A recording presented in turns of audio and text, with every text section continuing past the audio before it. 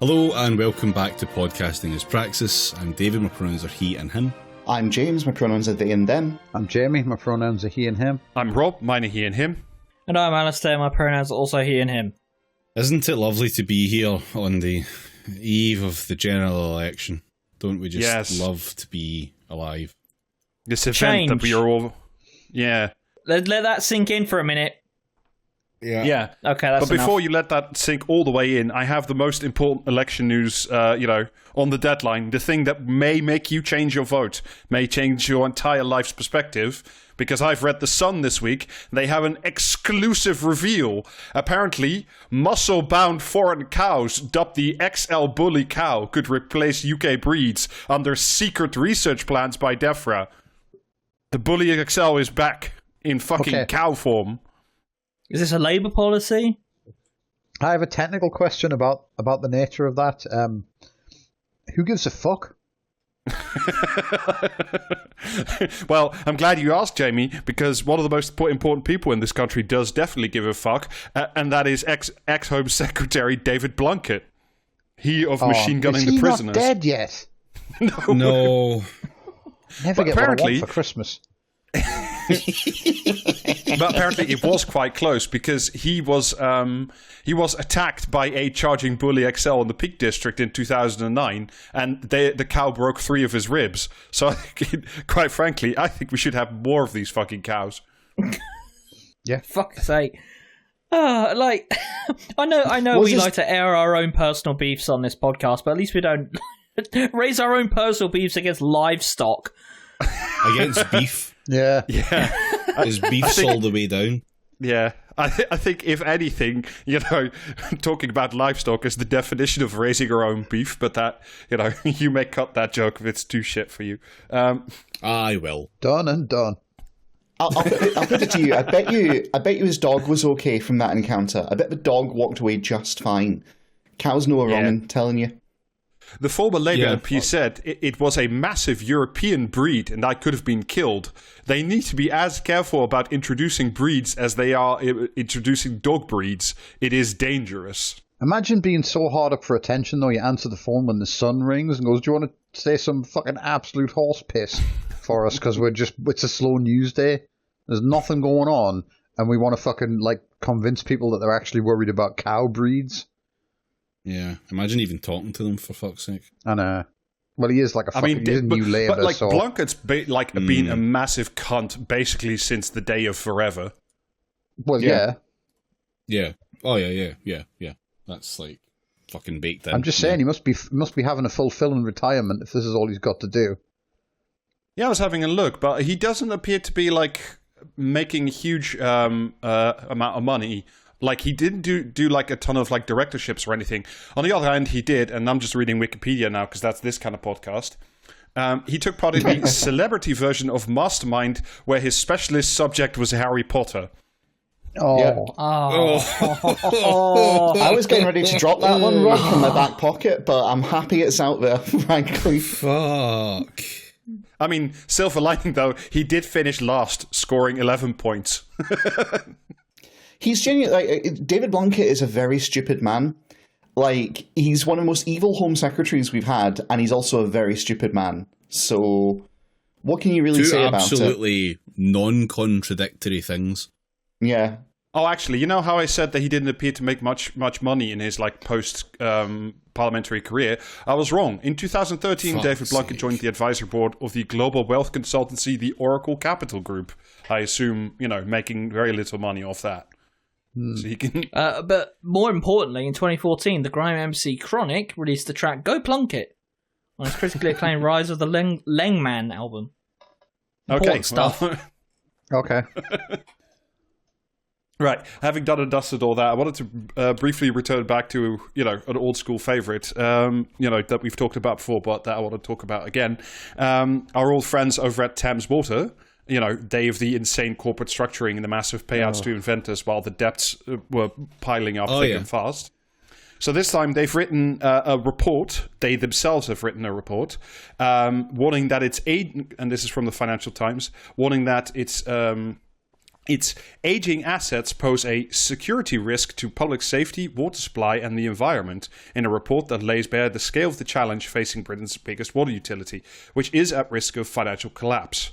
Apparently, around 19 billion of its assets are in poor or failed condition or are no longer capable of reliably performing their function. The problems range from crumbling sewer pipes, water pipes, to obsolete monitoring technology and a shortage of reservoirs, according to the company's own report. That is basically because they haven't done any new stuff since they privatized 34 years ago. Yeah, because that means less dividend, less payout, less buyback, blah blah blah. Yeah. We've heard this all before. Yeah, but the reason they're putting this out at this time now is because a little while ago they got, like I said, they're almost bankrupt, and they got hit with a couple of massive fines, and now they're pressuring the government or Ofwat to say, look, we really need to raise your bills again to pay for new things, because otherwise A, will go bankrupt, and you don't want that, and B, the water situation will still not be fixed. So, they would simply for everybody who's, in the Thames Water exclusive area, who's currently paying about 470 quid, they would like to raise that to almost 750 quid by 2030, simply for the same level of service. That sounds like an incredible deal. The same level of service here, meaning hiving off everything that they can get away with into dividends and buybacks and cool. All right. Yeah. So apparently among the risks, from all of this is quote unquote rapid flooding of about 40,000 basements in the Greater London area that are close to the water mains, which are quote unquote bursting more frequently, and more outbreaks of parasites like Cryptosporidium as well. That's not a good one, is it? Yeah, well, Cryptosporidium is primarily transmitted by shit getting into water, so I can't imagine how we've been having so many outbreaks of that. Fucking mystifying. Yeah, I mean, it is important to keep in mind that Ofwat is already planning to cut the massive fines Thames Water has been getting in the last couple of years because of all the shit in the water and their failure to do anything about it. And that's basically, if they don't cut the fines, Thames Water is definitely going to go bankrupt. Right.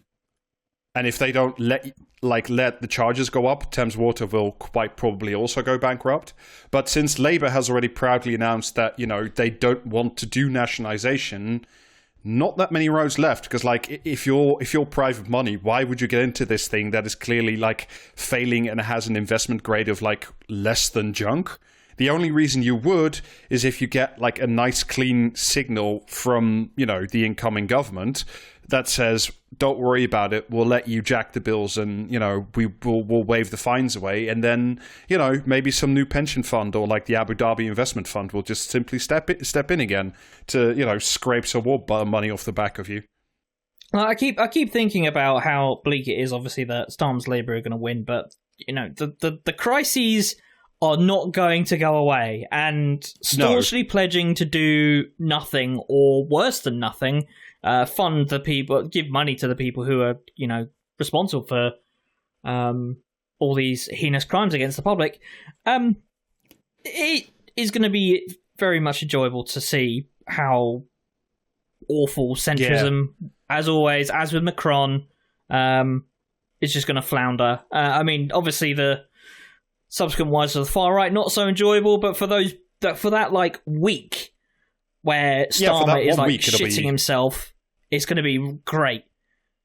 Yeah, I mean, the thing that's this is going to happen pretty much imminently, because apparently Ofwat is going to issue its report on what to do with Thames Water on July 11. So they postponed it for literally a week after the election.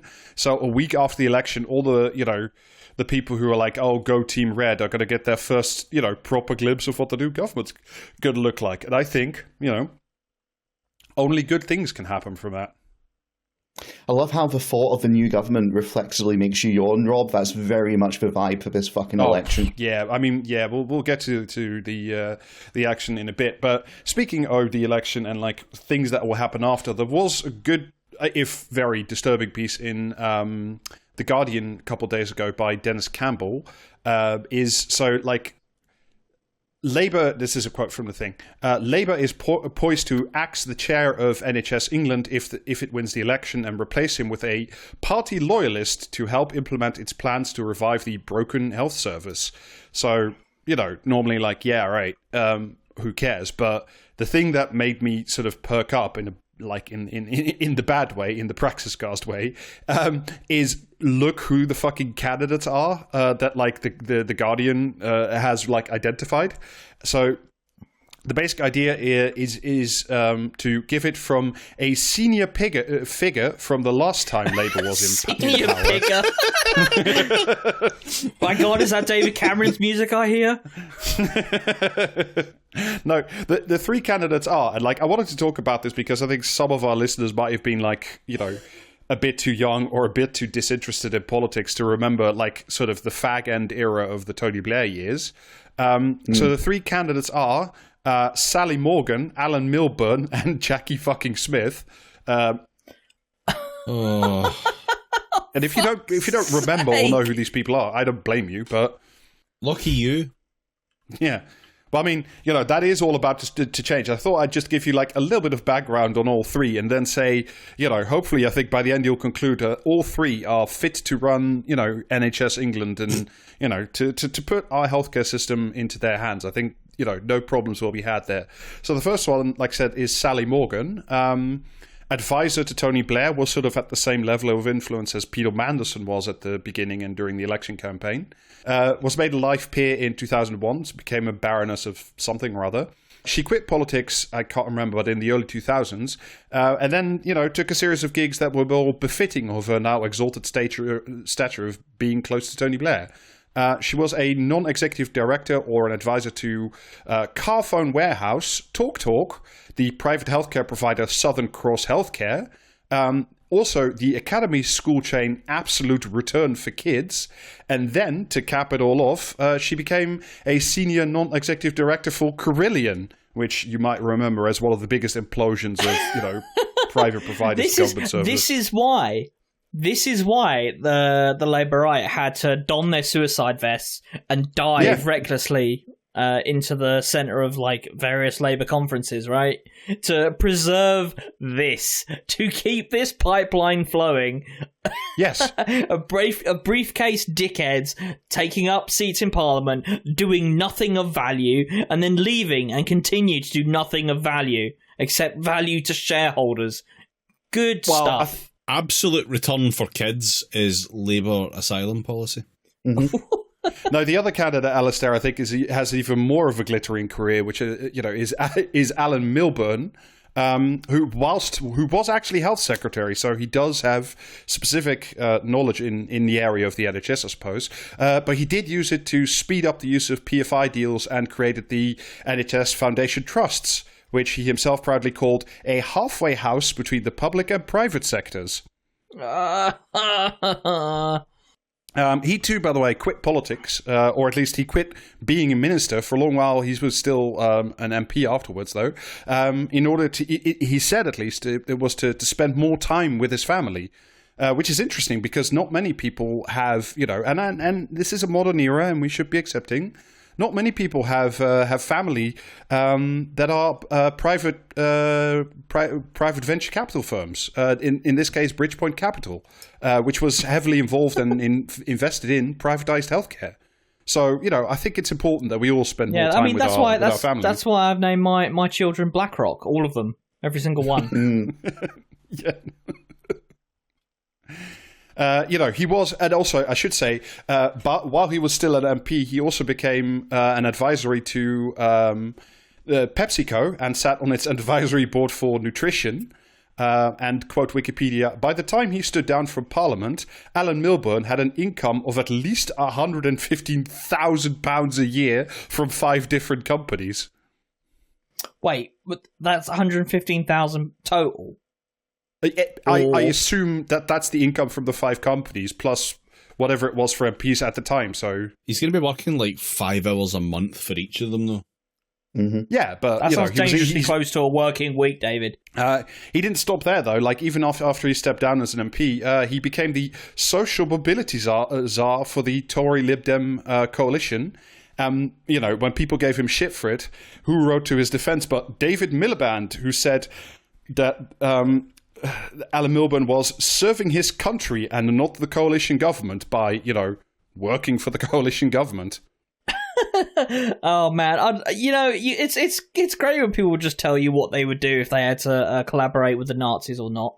Yeah, I mean, what are that going about these days? Oh God!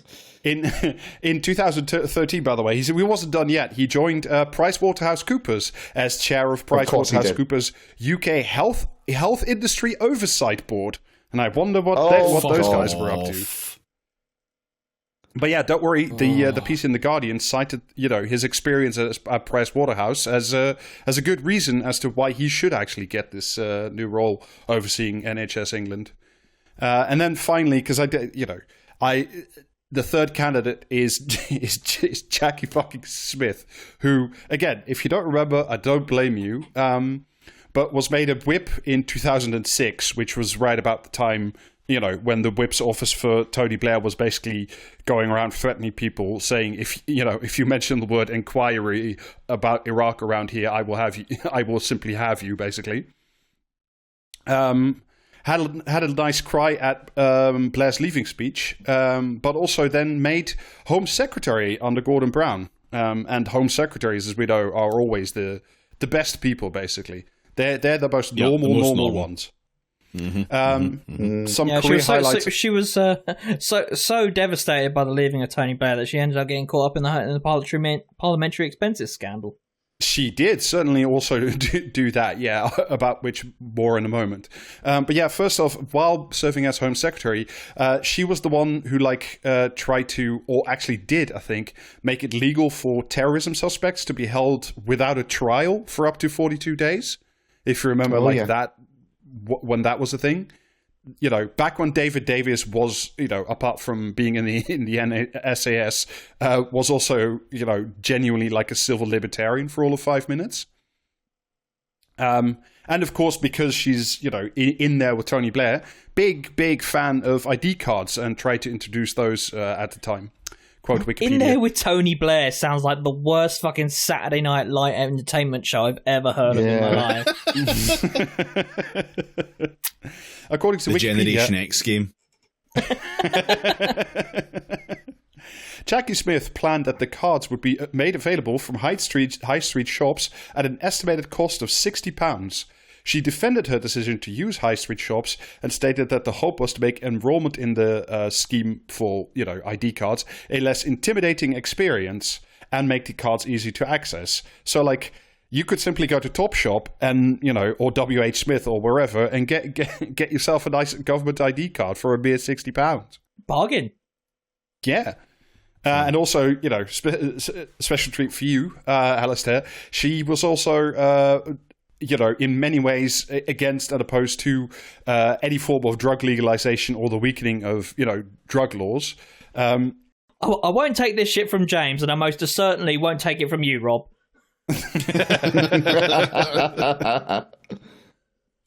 Oh yeah, is she the one that was responsible for the whole no one can ever listen to David Nutt ever? Yes.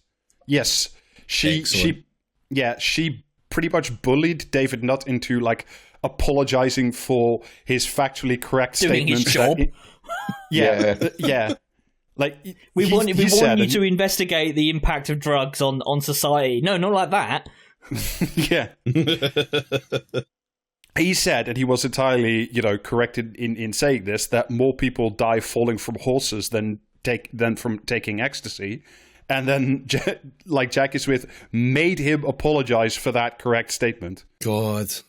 I'm so fucking excited for the next Labour government that we get. Yeah, we're going to see some, because the amount to which the Tony Blair Institute for Regime Change is involved with Keir Starmer's whatever thing at the moment cannot be overstated. How close these two projects are to each other.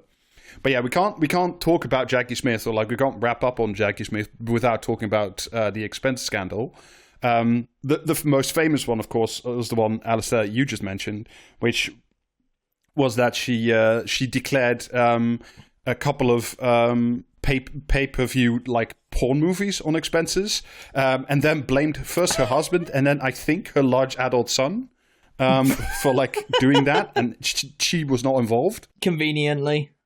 Yeah, although maybe her husband had more right to actually claim it on expenses because he was also at the same time employed as her parliamentary aide for 40k a year. So, you know, why not? Huh. The bigger one, of course, was that she had designated her sister's spare bedroom in London as her main home, which allowed her to claim over £116,000 on her actual home in Reddit.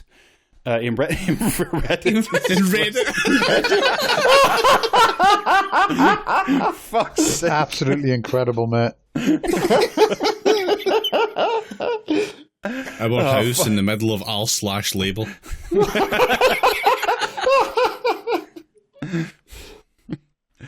But yeah, she did claim for like a new TV and like £116,000 of, I don't know, development and ornamentation of her house on Reddit. Fuck. £116,000 to Pebble Dash Reddit.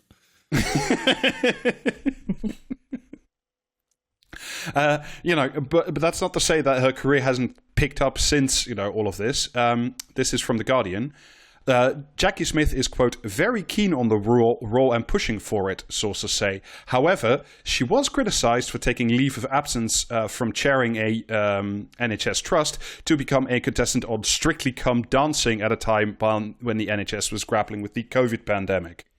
So, you know, priorities. The reason I bring all this up at this history is, like I said, it's partly because I think, you know, too right, most people like don't remember this shit. But it's like, these are the people that are specifically being designated as like the important people of this next government. Like, it's not just MPs. Like when there's a new government that comes in, they have all these like little posts and little spaces to fill, you know, all these directorships, and it's all going to go to like, you know, these people who maybe helped them get rid of Jeremy Corbyn, or, you know, who have weird connections to Tony Blair, or, you know, like what we're going to see next is going to be fucking incredible, because like these are all the people who are going to be in charge of the whole thing. Like it's going to be quite fucking something. And I think in that sense, I did find a truly like delightful article for us to enjoy this week, and it is at this point I've asked David this time to take good care of it for all of us. The good care of it was taking it out back, shooting it, and then myself. And now a word from our sponsors. Cheese is fucking expensive. Subscribe to Praxiscast at patreon.com/Praxiscast. Yeah, this episode of this podcast is David's suicide note. Enjoy. Yeah. It came from The Observer. Quote, a lot of people haven't stood up to the forces of darkness. Semicolon. Anna Soubry on her mission to make Starmer PM. Yay! Yeah. Speaking of people who I'm sure will be rewarded at some point, somehow, with a nice, perky little, you know, job in NHS England or somewhere else. Almost certainly, yeah. Cast your mind back to what was, even by recent standards, an especially weird and constipated period in British politics, when the electorate had voted to leave the EU, but the politicians couldn't agree on how to do it. For almost 4 years, from 2016 to 2020, the country was in agonising limbo, stuck somewhere between separation and divorce, as it became clear that Brexit was far more complex and intractable than a simple yes or no vote suggested. Thank you, The Observer. The thing about Anna Soubry is that she's clearly stupid enough to believe that. Mm-hmm. Oh, yeah. Yep. It's fascinating. It really is fascinating for these, like, you know, centre-right, scare quotes around that, politicians who just did not realise that this conflict was all happening because Jeremy Corbyn is terrifying. We cannot see a single inch of ground, and therefore Brexit becoming the one of many tools with which to dislodge this threat to the establishment in this country. And I'm just going to tootle over to the Observer and write about how Brexit was actually really complicated. Yeah, okay, man. No, but she's a good person now, Alistair. She's been a good person for a while, but now she's actually really good because she's a sensible Tory. That's I mean, like, literally, she and the rest of the fucking Change UK pricks are directly responsible for getting the diamond hard fucking Brexit that we ended up with. Yep. Anyone else remember the insane, like, multiple choice quizzes that they all did in Parliament that time? And where like, a customs union failed by like 8 votes or some shit because these idiotic motherfuckers were so, ideal because of course they are a form of liberal. They cannot see ideology because they're immured in it. Brexit must be defeated at all costs. It's either it's either no Brexit at all or total Brexit. Good. It's very good. Well, the nation grew increasingly more divided and embittered, one of the most vocal politicians calling for a second clarifying referendum. Was it was Anna so Soubry. unclear. I don't understand what they wanted. Yeah, damn, this yes-no was really fucking confusing. Just a second referendum where there was one box to tick and it just read, what? ?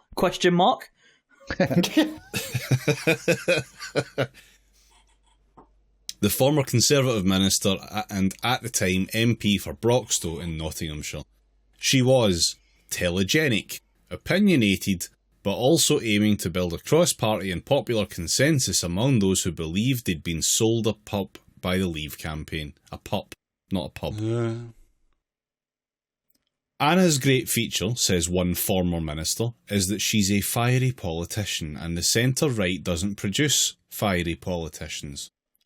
I mean, only one of those things is true, and it's not the first one. She articulated a vision of conservatism that was moderate, but she did so with tremendous forcefulness. The argument against liberals is that they come across as wishy-washy, and nobody could ever describe Anna as wishy-washy. I assure you, unnamed former minister, that is not the argument against liberals. No, fuck. The problem with liberals isn't you don't know where they're going to land. The problem is you know exactly where they're going to land when the rubber hits the road. Yeah. It's like we simply do not like where they land. It's not that hard. For the last 150 years of politics, maybe the odd situation I can't even think of right now, but as far as my understanding goes, it's pretty unanimous. Yeah. Yep. She soon became a hate figure among many Brexit voters, including on her own benches, condemned as a betrayer of the will of the people. The more Soubry insisted that Brexit was ill-conceived, the less tenable became her position in a party that had bound itself to the Brexit cause. Sorry, didn't she like a whole bunch of time do that thing of like, oh, I really, really hate Brexit, but when it came down to it, like she just straight up voted with the Tories and with Theresa May on like every last thing? Yeah. Yeah, because these people are completely unprincipled, and by the way, some of the most undemocratic ideologues you'll actually see in mainstream politics. Because overturning however fucking corrupt all the fucking Brexit referendum shit was, like there was an outcome, and liberals don't like the outcome. They will fucking go move heaven and earth to avoid actually having to deal with the outcomes they don't like. We'll just say that. Eventually she jumped ship to Change UK, and in December 2019 she lost her seat to the Conservative candidate. Weird. Yeah, weird how these people with these extremely obnoxious beliefs keep getting voted out, and they end up she was, by the way, democracy so much. Soubry was, by the way, I had to check, but I was fairly sure before. She was on the shortlist for, that brief period where Caroline Lucas wanted to form an all-women anti-Brexit cabinet. That's the one that didn't feature, like, any women of colour whatsoever. Oh, yes, of course. Yeah. Quite interesting. Nowadays, a criminal law barrister, Subri may have left politics. She didn't leave, she was booted the fuck out of it. Booted the fuck out. But politics has never quite left her. On social media, she remains a stern critic of the government, and in the past year she has come out as a Labour supporter. Wow. Paul Mason have must seen love that her. coming? There's somebody tweeting positively about Labour. That's the whole game, if I remember it correctly. Has anyone checked? Has you said something nasty about Putin? Because then, like, Paul Mason might be in love. It's a shift that is symptomatic of the dizzyingly chaotic political scene post-Brexit, in which the Tories lurched rightwards and Labour leftwards. What? And centrism. What? This is the 2015 onwards period we're talking about. So, okay, right. And centrism seemed to be dying in both parties, if fucking only, before making a comeback under Keir Starmer's Labour. Oh, buddy. That's not what happened. It's a period that's seen no fewer than 5 Prime Ministers pass through Downing Street, like itinerant squatters. Subri only has time for one of them. Yeah. I thought David Cameron was courageous, she says on a video call. He changed the Conservative Party in the way that it had to be changed. He changed the things that needed to change. And that's the change he wanted to see. Yeah. So Keir Starmer really is the heir to Cameron. Yet history will almost certainly remember Cameron as the man who facilitated the UK's departure from the EU by holding a referendum that Subri herself supported. Maybe among you and your fucking dinner party cunt friends. That's not how you pronounce fuck the dead pig. She's admitted that she only supported it because she thought the UK would vote Remain. Yeah, okay, yeah. What's it they say about never going to a meeting unless you know the outcome? I feel that seems somewhat applicable here.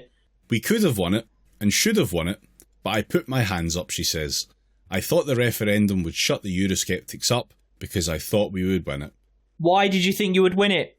Why did you think you would win it, Anna? Did it have anything to do with the fact that the Conservative Party has been playing politics on easy mode until like the last until 2 years ago? Yeah, that might have something to do with it because who did the major newspapers support, Anna? Who did they support in the referendum? The article does a boring segue through the Prime Ministers and gets to Sunak. He's always been way out of his depth, says Subri, and I don't think he has any real-world experience at all. I hate to use the word privilege, because you don't choose the family that you're born into. And his parents were very hard-working, but he's been in a gilded cage throughout most of his life. I think he's protected from the realities of life, which are very grim for a lot of people. Surely, though, the same could be said... surely, though, the same could be said of the old Etonian Cameron. No, she says firmly. I'll tell you why. David Cameron's son, Ivan, was severely disabled. He talks for about being fuck's an sake! alien. Are you still wheeling that child out? Sleeping on the He's floor. got to look like the hoping fucking to worm God- in the wheelchair from SpongeBob SquarePants at this point. Sleeping on the floor, hoping to God that your child survives. That is a very grounding experience. Oh well. And what Everything's the fuck has fine that then. got to do with privilege? Oh, but it grounded him. He was grounded, so like he understands what it's like to not have privilege. He's not because a fucking flight. Yeah, well, no, because you've got to remember when his son was ill, all that money that he had He never couldn't make stopped him using happy. it as an excuse for why he could be trusted to dismantle the fucking NHS, as I recall. Yes. Yes. But like, That's yeah, exactly you know it. what I mean? Oh well, wow, fucking hell, rich people get sick and die. I've never thought about that before. Holy fuck, let them continue I think to about run the it all the country time. into the fucking ground and like sell off everything that isn't nailed down to their fucking cunt mates that they went to school with. I'm sorry I ever fucking doubted the system. When Subri first entered Parliament, her signature we just moved straight off this, by the way. I didn't even edit anything out, just we'll disregard all of that and move on with the article. Okay. When Soubry first entered Parliament, her signature combination of forthright convictions and blonde bouffant hair had observers reaching, rather predictably, for comparisons to Margaret Thatcher. I'm sorry, but Anna Soubry was so insufferable. Even members of her own party were sitting there groaning when she would get up to speak, when she was still a member. Yeah. Yeah, and it's like, Real I'm not ones a fucking remember. fan of Margaret Thatcher, but Margaret Thatcher was, if nothing else, a woman of quite extraordinary capacity. And, like, these people, Anna Soubry is not, with the best will in the world. I'm sorry. Point of order, Anna Soubry. Never not That's funny. the stuff. Yeah. Dennis Skinner once shouted at her during a Commons debate, "You even look like Thatcher." She duly dismissed the jibe as sexist, but it was her own side who really weaponised the supposed resemblance. Arch-Brexiter Edward Lee disparagingly told her she ain't no Margaret Thatcher. She agreed, but was quick enough to reply that, like Thatcher, she was a supporter of the single market. Actually, I am like Thatcher. Yeah. You're wrong, but here's where you're right. Although she entered the government after only 2 years in Parliament, it's fair to say that Soubry's career never quite matched the height and dimensions of her media profile. Yes. Yeah, I wonder, because you cunts kept writing about her incessantly. Because you're a bunch of fucking liberals who wanted Brexit to be overturned, and he was a convenient MP who was just blathering on about the shit that you care about, not the things that actually matter to literally anybody else. And a good Tory. Peaking with her appointment as Minister of State for Small Business, Industry and Enterprise. Is that even a position that still exists? Wasn't that for a Her while? character- Wait, David. I'm trying to remember. I'm fairly sure. Wasn't that the ministry that they started and named it something else that acronymized as penis, and then they made it that because it would work otherwise? I don't remember that. I hope so. Her character always seemed larger than her ambition, which may be another way of saying she enjoyed life more than politics. Oh, Yeah. Politics is a thing that is just like abstracted. It's over there, and that's just what you do when you go into the fucking Houses of Commons. You sit in the big green seats, and then you walk into a room, and then that's politics. And then everything else, that's life. Yeah. It's also word count. But colleagues admired her spirit, and producers of political and news programmes couldn't get enough of her. One such... whatever you're thinking, it's worse. One such booking on the Andrew Marr show, when she was Junior Defence Minister, neatly demonstrated Soubry's irrepressible sense of mischief. During a conversation about Nigel Farage, she suddenly said, "I always think he looks like somebody has put their finger up his bottom, and he really rather likes it." What the fuck, man? Like, yeah. Yes, I'm your cuddly centre-right politician who's a little bit socially liberal but quite socially fiscally conservative. Oh, by the way, here's a bunch of fucking homophobia for you about Nigel Farage for some fucking reason, because God, liberals love doing that shit. They do, yeah. It was not the comment of someone looking to avoid controversy and ease her way up the slippery pole of Westminster politics. The slippery Even her pole. fellow guests. It's a slope. It's slippery slope. It's the thing that everybody's been saying for 1,000 fucking years. It's a greasy pole or a slippery slope. It's not a slippery pole. Yeah. I'm on metaphor patrol now. Right. Just watch you don't slip on the greasy slope. Even her fellow guests, Rory Bremner and Peter Mandelson, were taken by surprise. With Mandelson Fucking complaining hell. it was too early in the morning for such an image. Peter Mandelson complaining about that, presumably after having at some point spent time with Jeffrey Epstein. Who remembers Rory Bremner, though? Huh? Yeah, that was a guy. But what an image. Remember a guy. Yeah.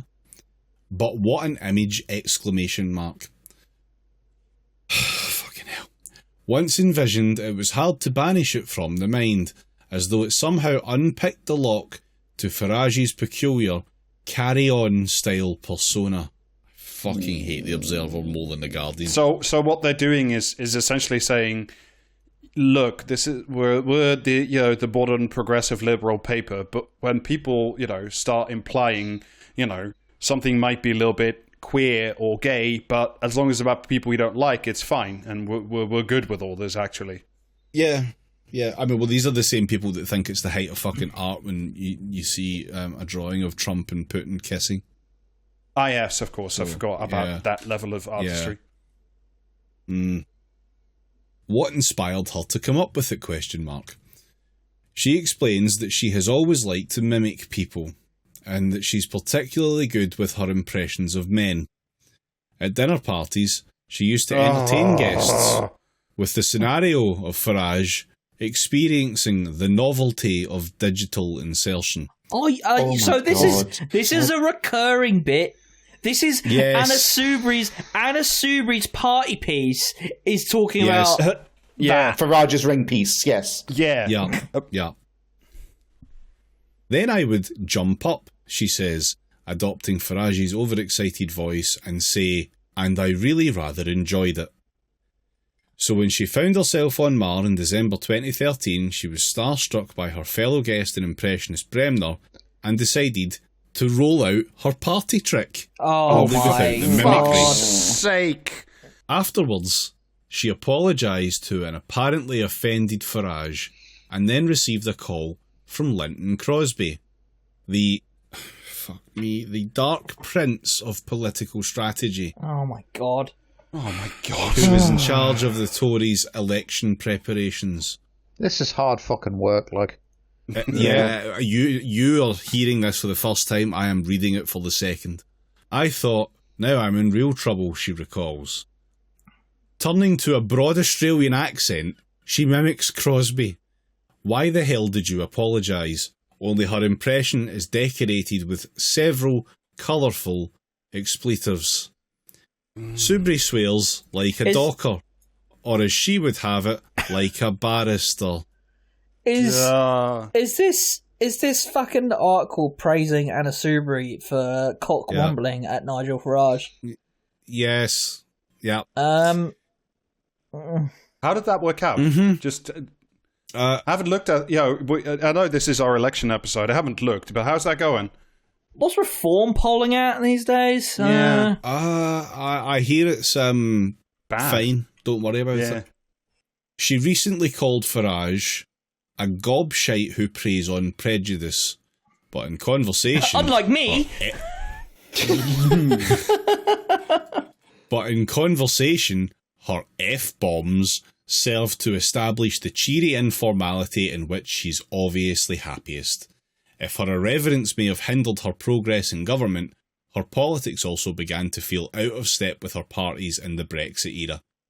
She has always been what she calls a pink liberal one nation Tory. That definitely sounds like it means something. As ever, Anna Subri paints herself as a woman who is very confused.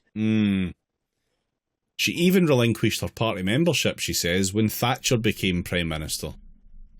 Nowadays, pink liberal one nation Tories are in danger of becoming the panda bears of politics. Why is that, edging Anna? towards They don't extinction. stand for anything. Is there anything we can infer from the course of liberal politics over the last 200 years? Is there anything we can learn? No? No. I would simply Learning is learn for to cowards. eat something other than bamboo. I would simply adapt myself to eat a landlord. I'm going to skip past a couple of quotes from a sad Dominic Grieve. Who remembers Dominic Grieve? Doesn't ring a bell. Move on. No, move on. Yeah. Who cares? Subri says that she felt pangs of alienation as soon as she arrived at the House of Commons in 2010. I remember going into the Conservative lobby in Parliament, she says, I looked at a large number of Conservative MPs and wondered what I actually had in common with them. Being a Tory and, a couple of sentences ago, she was making hay about the fact about, how much she looked like Margaret Thatcher and how much people thought she was Margaret Thatcher. I think there's I don't know, maybe I'm just speculating now. I mean, she's literally a fucking lawyer and sitting for Tory seats in the past. Surely she had some idea she was going to end up in the House of Commons. Yeah. She runs through a list emphasising each name with growing horror, as if no other explanation were required. Peter Bowen, and then an explanation that wasn't required is now given by the editor of the piece, so well done. The hardcore Brexiter who would be suspended after he was found to have bullied and committed an act of sexual misconduct with a junior member of staff. Philip Hollowbone, who is in favour of capital punishment and privatised BBC, and she adds, pulling a face of exaggerated distaste, Jacob Rees-Mogg. And for that, we don't get any expansion on him and why he's a problem, so yeah. But you were in the party with these people for years. If they were so problematic, why did you simply not leave earlier? I can't do that.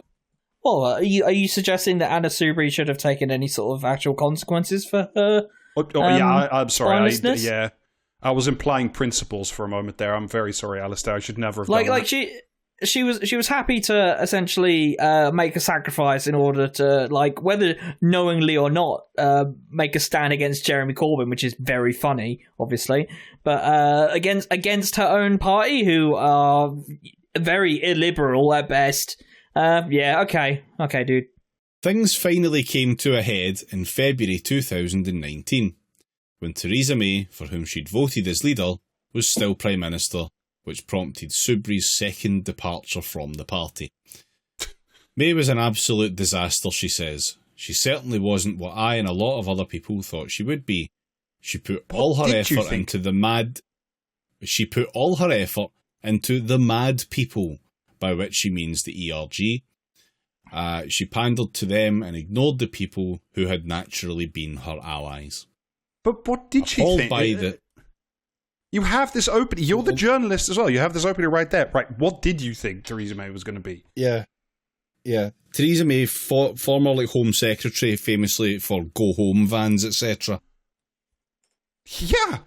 Yeah. Appalled by the prevailing anti-immigration rhetoric. Oh boy, how did that get there? Yeah. Weird. Where did this environment come from? It feels a bit hostile.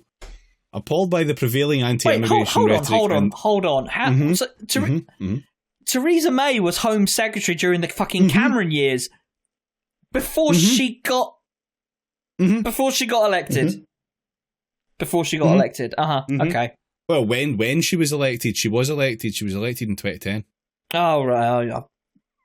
I'm mixing up fucking Brexit and her being made a cabinet minister or whatever. No, 2010 she's been in. So she was there the whole time Theresa May was Home Secretary and had a much more up-close view of it.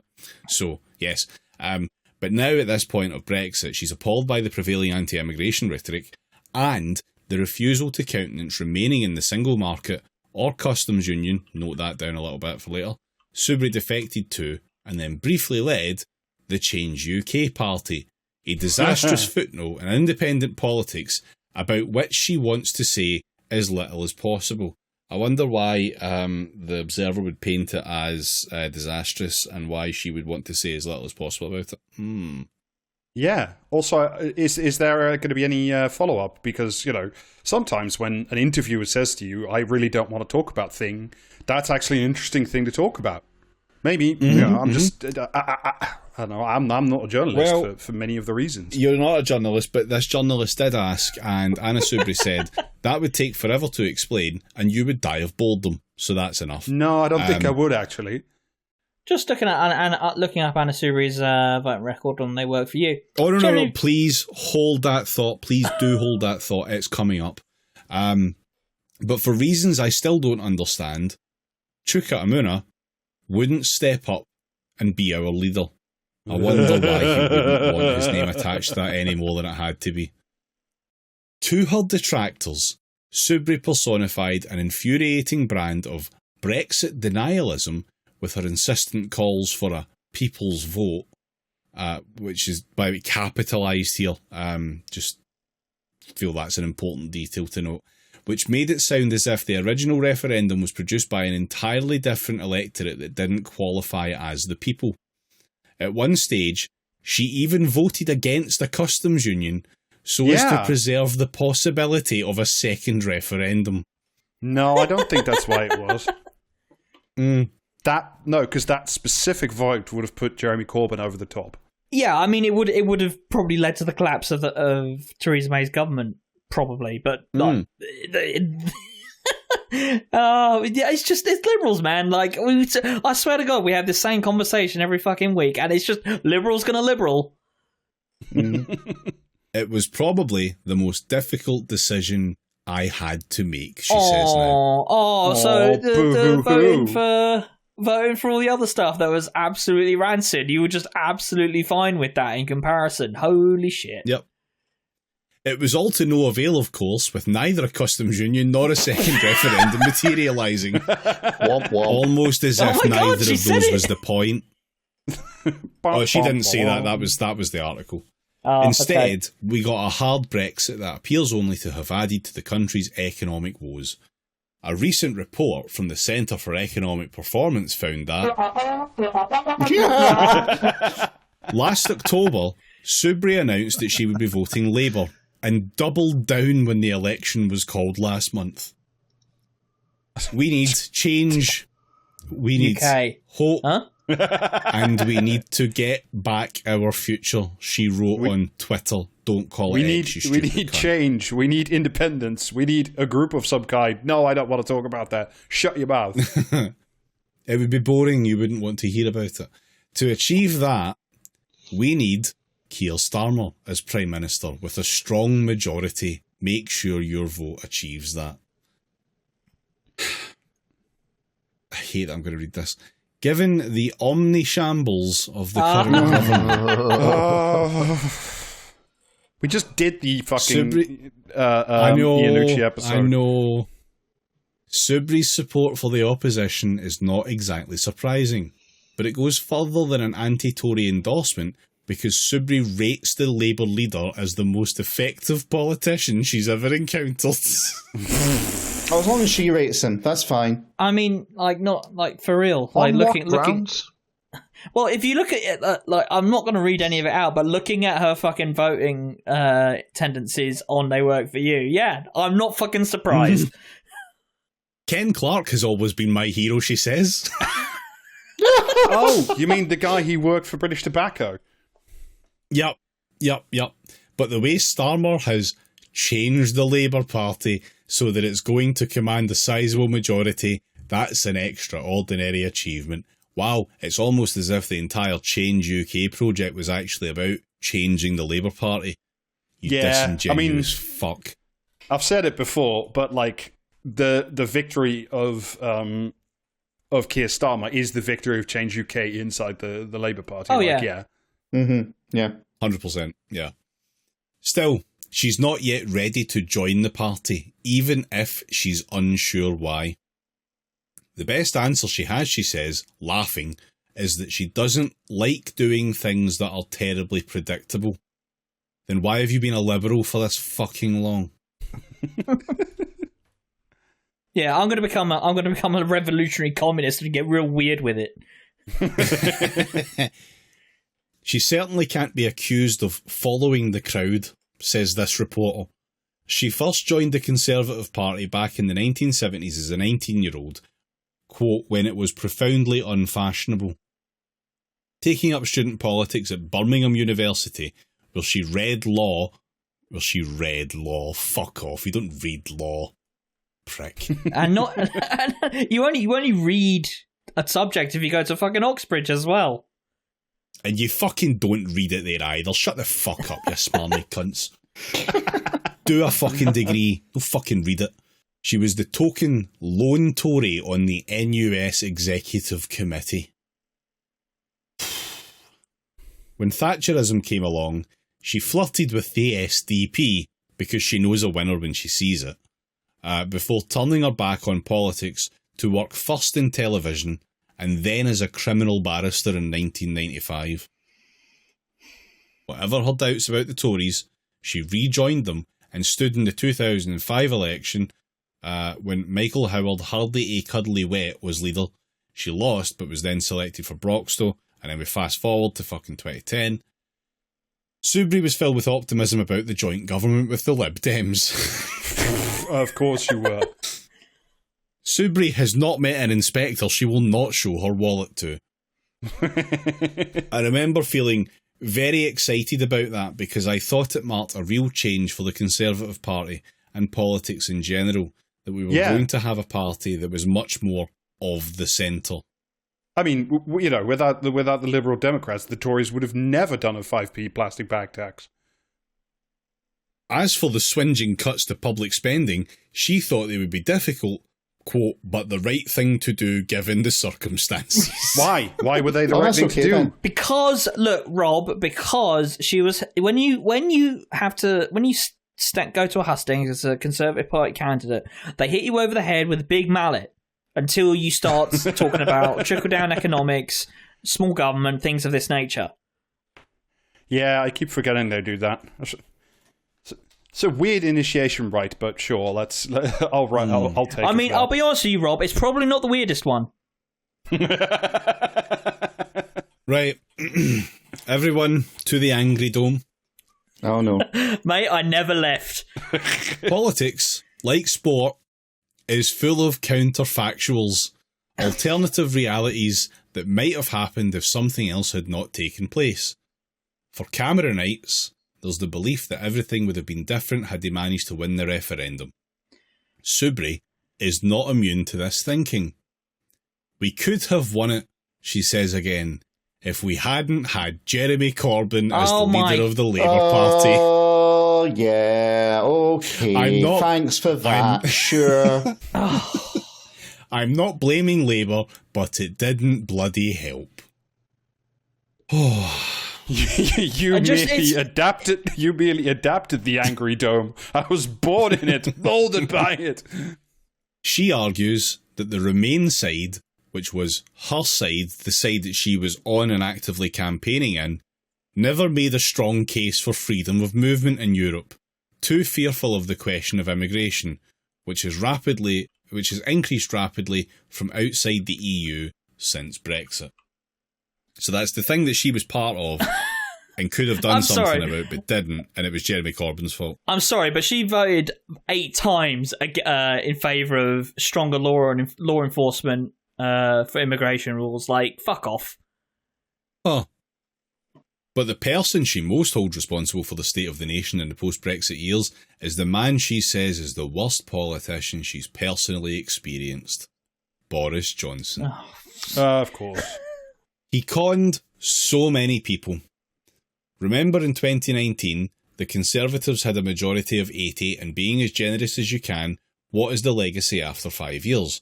What is one piece of legislation that you can cite? They squandered that majority in such a shameful way, and it's Johnson's fault.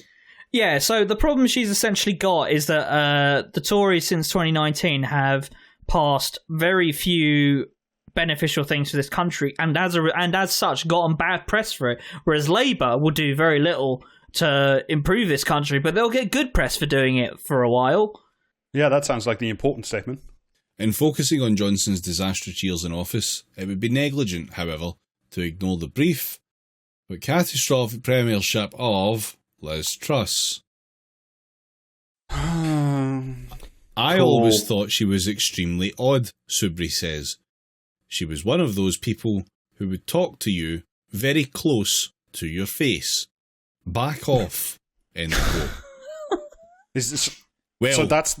Alright, that was the problem with Liz Truss then. Odd because, she stood slightly close to you. Cool. She believes that Truss was never a Remainer, but voted Remain out of personal ambition. She was far too anti-regulation to be pro-EU. She just said it to advance her career. Imagine people doing something for their own ambition and advancing their own career, like, I don't know, creating a party out of whole cloth that was only supported by the media and had no backing in real life. Yeah, imagine doing something like that. Imagine being so puffed up by your own farts that you would, just go off like that. That'd be weird. But what will your children's children think about this period in history, she asks rhetorically, when they learn that a great party, like the Conservative Party, found itself with a membership that elected Liz Truss. Liz Truss! ! Oh. Can you call it a great party if that's the outcome? Like, I don't mean to hate here, but, like, you know, how is it a great party if demonstrably that's their output? It's almost as though the purpose of a system is what it does, and if the Conservative Party keeps electing a bunch of these complete fucking psychopaths of varying degree, whose chief output seems to be just robbing various aspects of the economy in favour of, obviously, very rich people and Rupert Murdoch. I mean, the fact that there was any... the most surprising thing is that there was any consequence to this whatsoever, but that seems to me like it was mostly because Liz Truss was doing it too fast. I was like, okay. When she's on this kind of a roll, and it doesn't take much to get her going, you wonder if Soubry would consider running for Parliament again. After all, if Starmer could welcome to his benches Natalie Elphicke, a Conservative right-winger who was a member of the ERG, then Soubry should be a shoo-in. Should she now? The irony here, of course, is that she's probably too pro-EU to ever be invited. Yes. She's gonna get. I'm like 99% convinced that like she's just gonna get like a nice cush gig. Like she's just, you know, she's gonna get rewarded for this and some other bits. I don't know if she will. I don't. Way. I think she might be too annoying. It's hard to argue with that, Alistair. Nobody ever asks if the XMP simply has bad vibes. You're joking, she says. I'm too old and I couldn't see myself standing as a Labour MP, but I will do whatever it takes to make sure that Keir Starmer is Prime Minister, and that when he is Prime Minister, he achieves what he wants to achieve. Which is what? Yeah, this space intentionally left blank. Yeah. There's a little bit about how the Tories are probably going to merge with Reform, as she sees it, which, like, no, don't think so. I mean, that's not the I can see some people jumping ship, but the Tories, they won't merge. They won't merge. I mean, it's not the stupidest prediction she's ever had. No, yeah, but that takes some fucking beating. Damning with faint praise. Yeah. Yeah. It's difficult for me to say this because some of these people I consider friends. She says without sounding in the least like it's a struggle. The Tories. But a lot of people have not showed the requisite courage in really standing up to the forces of darkness. It may be hard for many of us. This is the writer again signing off with. It may be hard for many of us to contemplate, but there could yet come a time when we'll look back with misty-eyed nostalgia for that less extreme Tory party that quietly disappeared. No, we won't. Motherfucker! This is the present day is a natural consequence of that less extreme Tory party, because less extreme liberal ideology, and again I use the words less extreme qualifiedly, do nothing for people, which is inherently radicalizing, whether it's to the left or to the right. One of those two things is going to happen. Yeah. Well, that's your article, so you're free of that. Hurrah. Congratulations, everyone, for surviving. So, that just really leaves us with the fact that this episode should be out just before the fucking election starts. Which means soon it'll be fucking over. Thank fuck. Yeah, and we can get that's back the to, only good thing we can say about this. Yeah. And it means that we can all get back to our regular lives. Like, you know, because nothing will fucking change, except it'll be slightly worse somehow.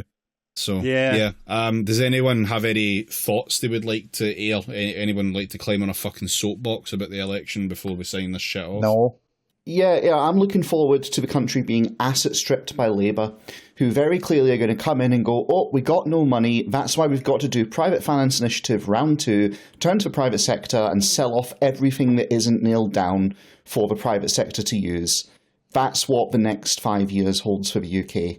I think we're basically done. Yeah, I mean, I won't be on the stream because, I'm going to be on top of Big Mountain, which is undoubtedly like a better place to be. Not so much the stream as fucking election night. But yeah, for me, it's like this election season.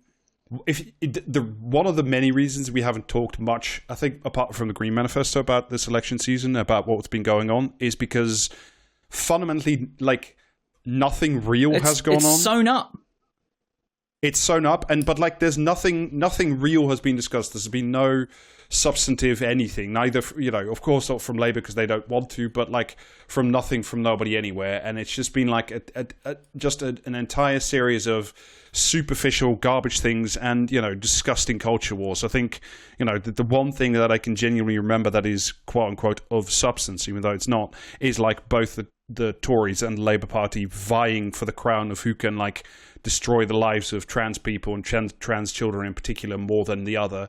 And quite frankly, it's been both making apathetic, and I don't think I've ever been so fucking disgusted by an election campaign and by the behavior of the people in it and the people reporting on it, as though it is some kind of grand statement about democracy wherein now we all, get to make adult choices and just, pretend to be something that we're not. It's been a thoroughly just disgusting and disreputable show, and I use the word show intentionally because, like, at the end of the day, unless we read the Green Manifesto, I don't blame you if you vote for it. It's like, unless you vote for that, what you're voting for is essentially like the same party. It doesn't matter if Labour has accepted all the strictures of the Tory budget and all the material conditions laid out by the Tories. They've already said they're not going to invest. So like, everything else is just noise and garbage. And like, case in point being Labour like consistently still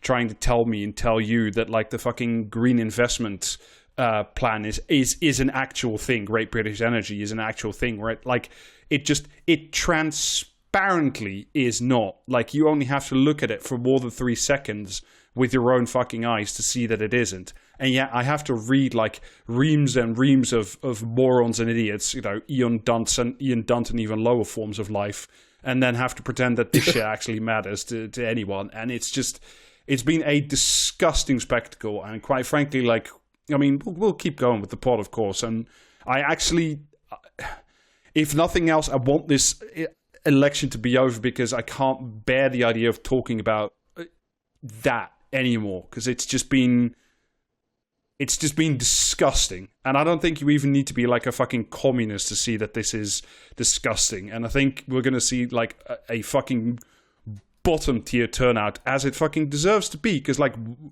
what is this shit? Why participate? If this the sum total is the democracy that you're allowed to have, why be in it? Quite frankly, why take part in it? Because yeah, I mean, you've kind of said it, Rob. Like, the guys here, they love to play, Helldivers, and the joke in there is that it's a managed democracy when it's actually fascism, and that's what we're in. We live in a managed democracy in Britain. That's why the choices this election are so shit, because we're not allowed anything else. Full stop. For fear that it might possibly, potentially do a little bit of restructuring of where power lies in society. That's it. This is what we are left with, and this is all we will be left with for the foreseeable. It's genuinely like a contest to see whether or not Jackie Smith becomes the head of NHS England, if you boil it down to something really fucking disgusting. And like, yeah. Are they, you deserve so much better, like you, the listener, and like us. I mean, not me personally, because obviously I live somewhere else, but like, you deserve fucking better than what's coming in the next couple of years. Like, you really do. And I think it's fucking incredibly important to remember that, like, you deserve better than this. You really do, honestly. I'm just looking forward to seeing the fuck-ups. Like obviously the Tories are ideological enemies, but like, I hate Labour on a personal level, And it's going to be that much more gratifying when literally anything happens and they have to mobilize to contain whatever crisis. And yeah, I can't imagine Keir Starmer mobilizing for much except an Arsenal away game, to be honest. Yeah. I mean, that's the other thing. It won't last, like this infatuation with Starmer, because it's based on nothing. It's based on air. Like, Keir Starmer is a dialectic of Boris Johnson and Cameronite austerism. Yes. Austerism. Whatever. Austerity. And yeah. he is even more dishonest than Boris Johnson, and with even less substance. It's like for whatever faults you got for Boris Johnson, he was fairly elected leader of the Conservative Party, and Keir Starmer couldn't even manage that. And Boris Johnson supported some policies; they were completely insane, but he supported them.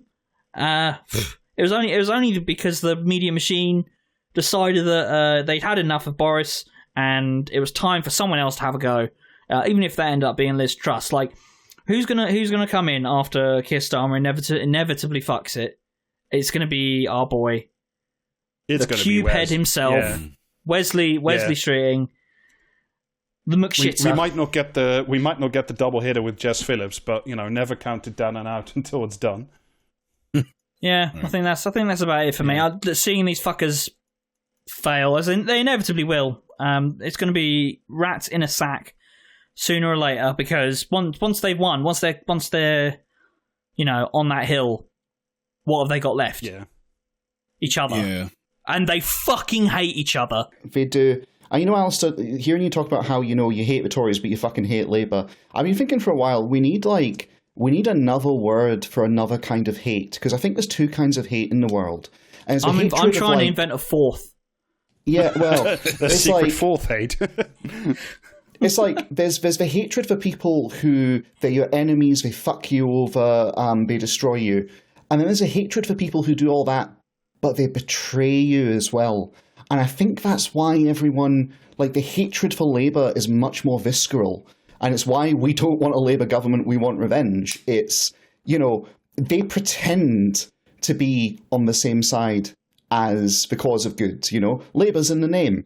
And at least with the Tories, they're thieves, you know what they are. They're very honest to a fault about what kind of scummy villains they are. But with Labour, they are scummy villains who they pretend and they gurn like they're saints and they're angels. And I think that's the thing that makes it much more cathartic to see them fall. Fuck them. Yeah. Yeah. I mean, I don't give a fuck who you vote for or if you even bother voting, just so long as it isn't Labour. Mm-hmm. If you've got a chance to stop Labour with a vote because you're in a marginal, fuck it, vote for literally to be honest, anyone else just to stop the Labour MP from becoming a Labour MP. I mean, to be honest, I don't know how anyone can have any degree of self-respect after Labour have spent the better part of 5 years sitting there saying, I hate you, fuck you, I hope you die, you deserve to never have any of your political desires be fulfilled ever, and then you still go down to the ballot box and put a cross next to Labour. Honestly, just have a look at yourself. Even Owen Jones, henceforth the wettest man in the world, has woken up and said, oh no, fuck Labour. Yeah, has more dignity than that, yeah. Yeah. I mean, the current natural wisdom of the media class, etc., is that a Labour victory is an absolute triumphant guarantee, but the turnout's going to be so fucking low. It's going to get real weird. Yeah. Well, because it's just a homogenous block of the most uninspiring cunts out there on offer. So, I mean, anything could fucking happen. So if you live in a fucking marginal, go vote against Labour. It literally doesn't matter who. You could have the chance to do the funniest possible thing and rob some rank wee number-shagging briefcase abortion of their shot at the fucking teat. Why not? Just do it. It'll be funny. It's not going to get any better, but it won't get any fucking worse either, will it? Fuck it.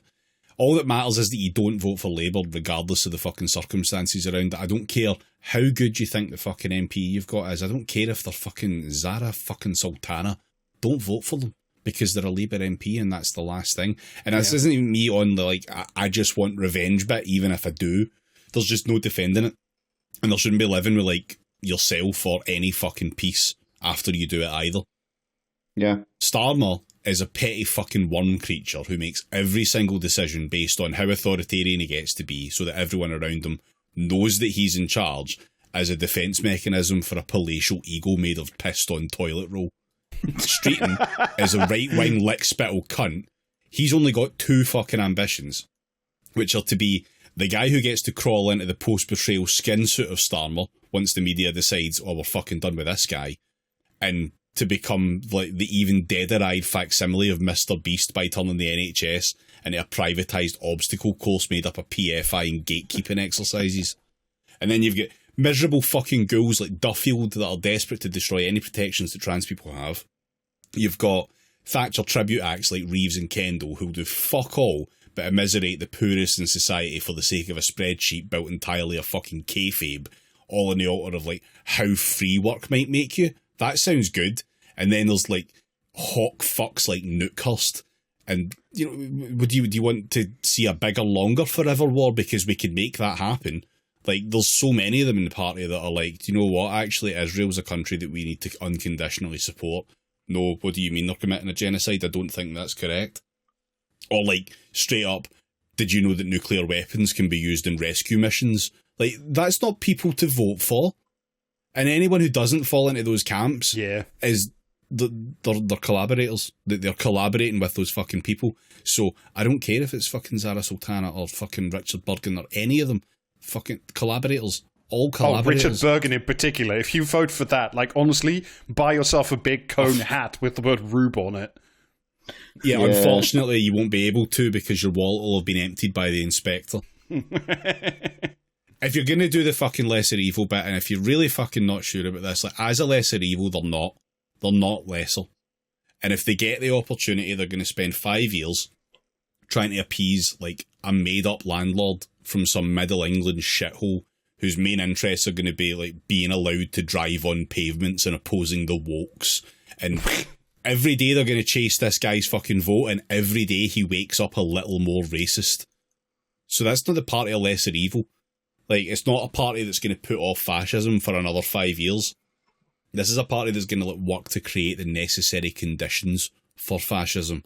And while it's doing that... And work with Le Pen. Work with actual fascists too. Exactly, yeah. And while it's doing this, it's going to do its level best to look very comfortable in that fucking environment for fascism that it's creating. So, fuck it. Like, it's already too late at this point. Like, the parliamentary system is fucked. We're already like so far down the line to fascism that there's nothing that can be done now. Like, nothing within the system can be done to resolve this. So at this point, fuck it. All you have left is spiting the individuals who made all this happen. By the way, that's the people still in the Labour Party. So fuck them, and just fuck them over where you can. So if you want to go out and fucking... Honestly, at this point, fucking vote for a Tory. Why not? What are you going to do that's actually bad there? What are you going to make worse by voting for a fucking Tory? Yeah, no, I don't care. This election broadcast is not brought to you by me, but no, yeah, if you are going to vote for a fucking Labour MP, you might as well functionally be voting for a fucking Tory. So at least do the funnier one of the two. Like, simple solution: just don't fucking vote. Do not participate in the shit system. Fuck it off because it's not worth your time. Putting an X in the box next to the Conservatives and writing, "I'm only doing this ironically," and then handing it and then putting it in the ballot box. Yeah. I do think that, like... What is the point? Like, my principles are fuck Labour. Like, that's literally the principles that I hold at this point, because it's the principles that will be best served for me in the future. Like, of all the parties that do damage at the moment, Labour's the one that does the worst. Like, if the Tories were to somehow fucking cling on, right, if they were just to maintain, do you know what you're going to get? You're going to get 5 years of Labour infighting. You're going to get that party tearing itself apart because Starmer wasn't good enough. They're going to do 1992 shit all over again. It'll be a fucking bloodbath. And some of the worst people you know will have a terrible time. and that'll be really funny. That But if will Labour get be in, very funny. then Yeah, I do you know what? thoroughly It'll agree just with be that. fucking straight misery. Yeah, I think it'll a just be good. I fucking think misery. I feel like my metric for who to vote for in this election is vote for whoever you think it is will give some briefcase dickhead in Labour HQ like the biggest aneurysm. Like if it's Green, that's a good metric. fine. If it's Lib Dem, whatever, fine.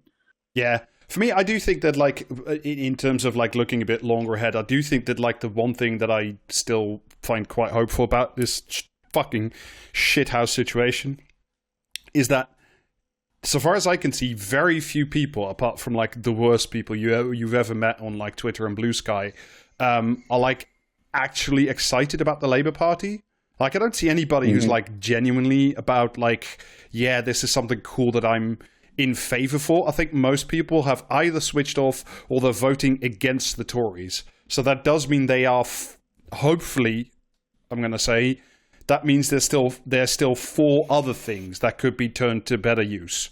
And I think, you know, this fucking Labour thing is not going to last because it can't, because it's too stupid and because it's too ridiculous, and it's in all the ways that matter, it's too much. And I do think that, like, there is a good shot and a good chance of, like, in the coming years, as Labour just simply does PFI 2.0 and destroys the NHS, that, like, there is always space for your preferred vision of leftism. If it's communist or anarchist, or I don't know, if you're, I don't know, some kind of wet little social democrat, that's also fine by me.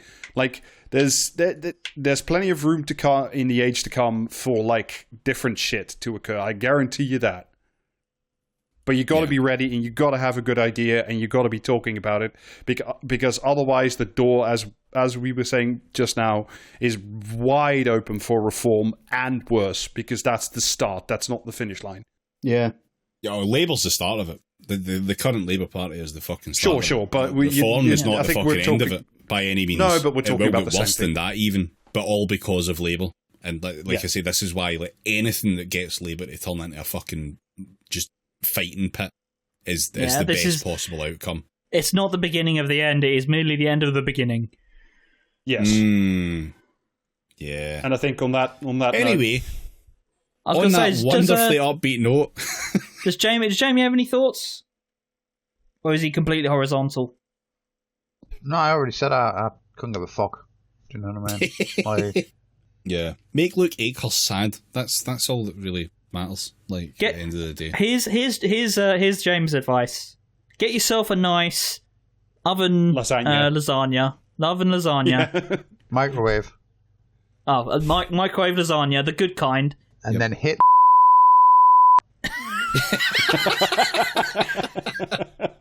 On that note. So, on the incredibly upbeat note, we will be watching the election unfold with all of the fascism that comes with it.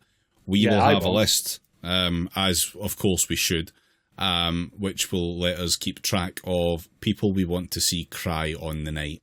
So there are some independents specifically targeting Labour candidates and Labour MPs, and we would like to see all of them be successful because it will be funny. And that's really all there is left to do. Just enjoy things being funny. So we'll be starting the stream from about 8 o'clock with the true bastion of democracy, which is Helldivers, of course. We'll have a few games of that, get killed by bugs and kill many more bugs, and then we will watch the bugs in the Labour Party hopefully be crushed. Also, it's a BYOB event, so if you want to drink along with your favourite podcasters, by all means. Yeah, but don't do that though, because I don't intend to be conscious for long. So yeah, we'll go from about 8 o'clock, exit poll at 10, and then we will end the stream when we feel like it. We will also have on... we'll have Juliet Jakes joining us as well for a little bit, and we will also be intermingling the streams at some point, probably with Sinning's stream too. So yeah, come along, join us, twitch.tv/practicecast, 8 o'clock Thursday night. And all the usual stuff, patreon.com/practicecast for bonus episodes, and merch available, practicecast.tmail.com. there is a statistical chance that it may be free shipping at some point. I think that covers what I need Consult to your crystal Jamie, balls. Yeah. Consult the shipping orb. Yeah, it will be again at some point. It's fine. So that's us, and we will all catch you on the stream. If not, we will catch you in the next episode. Yeah. Yeah. Cheerio. Afterwards. See ya. Bye-bye. Godspeed. Bye.